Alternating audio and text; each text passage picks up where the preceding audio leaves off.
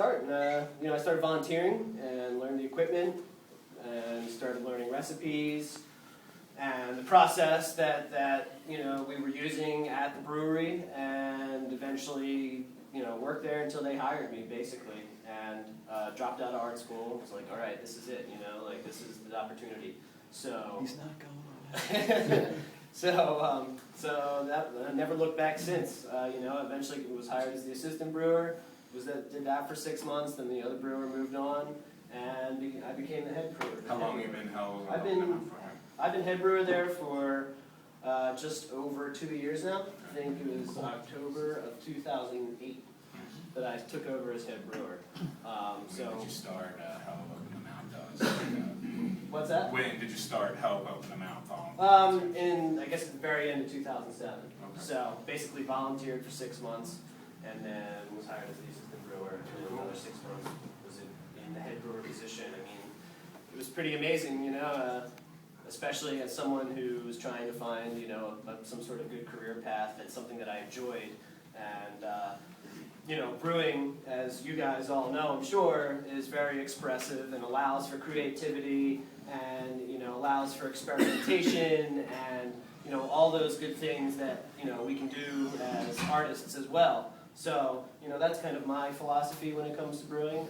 When it comes to brewing for a company who has a product, that thing I was mentioning before, consistency is like really an important issue right now. So for me, that's been one of the main, not obstacles, but challenges. Yeah, so that's mainly what I'm learning, is how to really nail down a process. When you're brewing 2 or 3 beers a week, and you're just going in, you just eventually become a robot. Sometimes we can hang out a little bit or whatever, but it's, when you're home brewing, you're drinking beers, you're having fun, but at the brewery, eventually when it's your job, you become, it's kind of odd. It's this weird contrast between becoming like a human machine, but at the same time, you're still doing something that's relatively expressive and everything. But it's very process-oriented. Is that why you like to do some one-offs and things like that kind of keeps from your standard doctrine? Yes, of course. And they allow that there, I know. Yeah. Rosemary is really great about letting me do my thing. Obviously I can't go buck wild in there. There are some things I would probably love to do a lot of things aren't really feasible because of the way our brewery is set up. It's very small. We don't have much space. We have limited capacity in terms of like what we have to get out on the street to our customers and everything like that. So, we don't have a ton of room to do stuff, but she lets me have a lot of fun back there. So, How many of your recipes are carried over from the original Dock Street that was downtown? Really none of them. We do a version of the Pilsner. It's not, the original recipe they were using down, using down there. It's close to it, but it's not the same. And that's really the only beer that we still brew. I guess we do the Doppelbock once a year. I was going to say, you guys still do the Doppelbock. Yeah, we do the Doppelbock once a year. But even that recipe, I actually kind of went back towards more of the original recipe this year, but it had been done just completely differently before I took over. So we kind of went back to that a little bit there. We did the Amber Ale for a little bit, where I basically just took that recipe and scaled it down, and it was okay. But we were like, yeah, it's an Amber Ale. Let's brew something else, Right.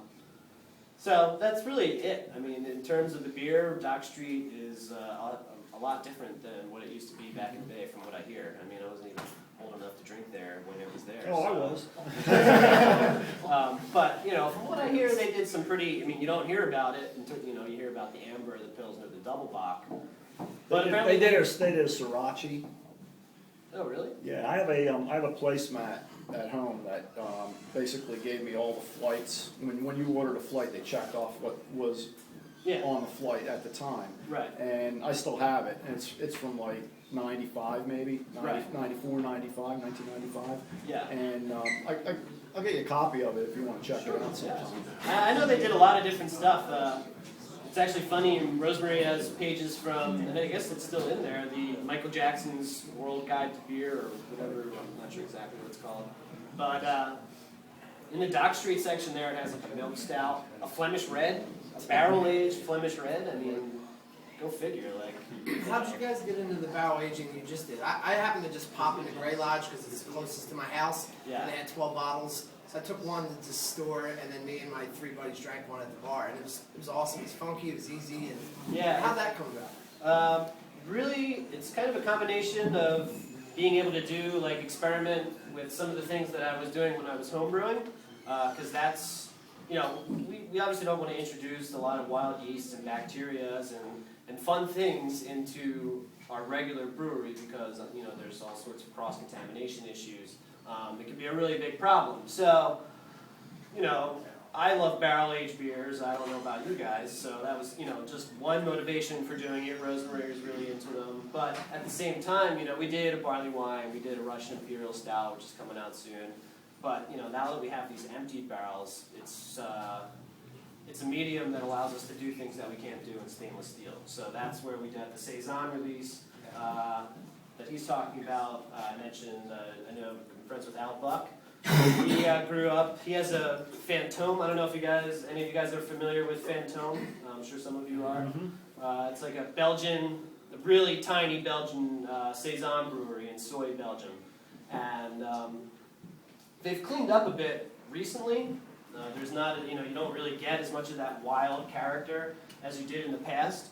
So from one of the bottles back in the day, he had just taken the dregs, you know, the yeast, what was at the bottom of the bottle, and started culturing it up basically and seeing what would grow on a growth medium. So, you know, he does that with various different beers. That's how he does all these, you know, lambic blends and stuff. He'll take some yeast from the bottle, just put it onto a growth medium, and then different things will grow, and then he can eventually streak out whatever's growing and look at it under a microscope, and eventually isolate it to whatever it is. And you know, certain yeasts have different shapes and sizes and stuff, so he's able to tell, you know, whether it's a Brettanomyces strain or a Saccharomyces strain or a bacteria like Pediococcus or Lactobacillus, you know, whatever it might be.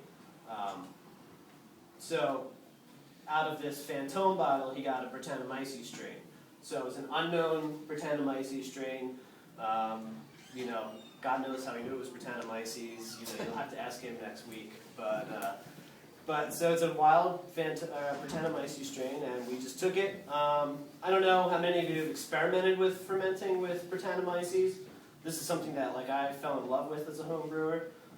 It's a really kind of interesting ingredient. You know, it's a lot different than brewer's yeast. Brettanomyces strains are usually found in beers basically as remnants. You know, they kind of exist in certain environments, especially like lambic breweries and stuff, and those will kind of just get into the beer or infect it, if you will, but, you know, it's a good infection. And over time, will slowly evolve the character of the beer and giving you all sorts of vinous, wine-like character, acidity, you know, that funkiness people talk about. All of that happens in, you know, extended aging in the bottle or in a barrel or a keg or whatever. So people are just now getting into using Brettanomyces, these wild yeasts, as primary yeast strains. Just like a wine would ferment with whatever yeast is, you know, found on that type of grape. You know, people are growing up these wild yeast strains and then fermenting their beers with them. Now, there's maybe only a handful out on the market. I know Russian River and Lost Abbey; those guys are the first ones to do them. I think Russian River might have one that you can find, like, in the city randomly now and then. A notable one is Victory. No one really knows it, but their Wild Devil is 100% Brettanomyces. They just discontinued it too. Did I they? just seen on their Doesn't website surprise today, me. on the bottle, because they had a problem with bottles exploding because they had so much carbonation, Right. because they couldn't control it. So Right. apparently, from here on out, they're going to keep making it on draft, but no more Right, bottles. exactly. That's That, awesome. you know, that goes into that whole thing where it'll continue to work over time, and it can consume a lot of dextrinous sugars that normal yeasts can't consume, can't break down. So, you know, when you have a beer, you ferment it out, there's still some residual sugar left over in there that particular yeast can't ferment out. Well, Brettanomyces strains will ferment them out over time and slowly break those down, and then they'll continue to ferment in the bottle, which is why you got to be really careful when doing it at home, because you got to make sure there's nothing left for those yeasts and bacteria to chew on it. overcarbonate beers and make them explode.